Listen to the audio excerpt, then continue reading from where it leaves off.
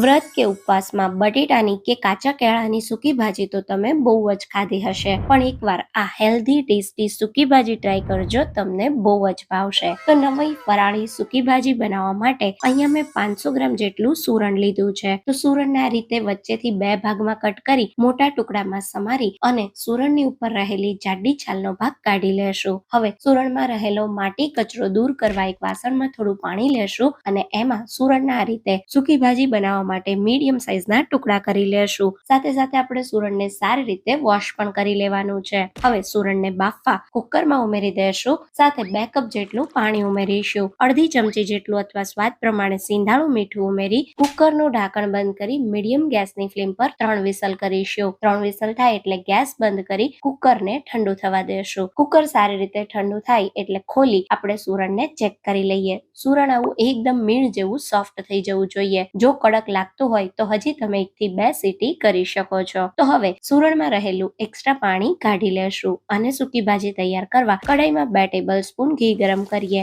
આ સૂકી ભાજીનો સ્વાદ ઘીમાં એકદમ સરસ લાગે છે. તો અહીંયા આપણું ઘી ગરમ થાય એટલે અડધી ચમચી જેટલું જીરું, 1 ટેબલ સ્પૂન સફેદ તલ, 2 ઝીણા કાપેલા લીલા મરચા, 1 ઇંચ છીણેલા આદુનો ટુકડો ઉમેરી સારી રીતે મિક્સ કરીએ. હવે એમાં બાફેલું સૂરણ ઉમેરીએ. સાથે સ્વાદ પ્રમાણે મીઠું, 1 ટીસ્પૂન જેટલો મરી પાવડર, 1 ટીસ્પૂન જેટલી ખાંડ, 1 ટેબલ સ્પૂન લીંબુનો રસ અને 1/4 કપ અધકચરા વાટેલા શેકેલા સિંગદાણાનો ભૂકો ઉમેરીએ અને એકદમ હલકા હાથે બધી જ વસ્તુને સારી રીતે મિક્સ કરી લઈએ. હવે ઉપરથી થોડા લીલા ધાણા ઉમેરીએ અને આ સૂકી ભાજી તમે ગરમા ગરમ સર્વ કરો, બધાને બહુ જ ભાવશે. ઉપવાસમાં સ્વાદની સાથે તાકાત પણ આવશે. એકવાર જરૂરથી ટ્રાય કરજો.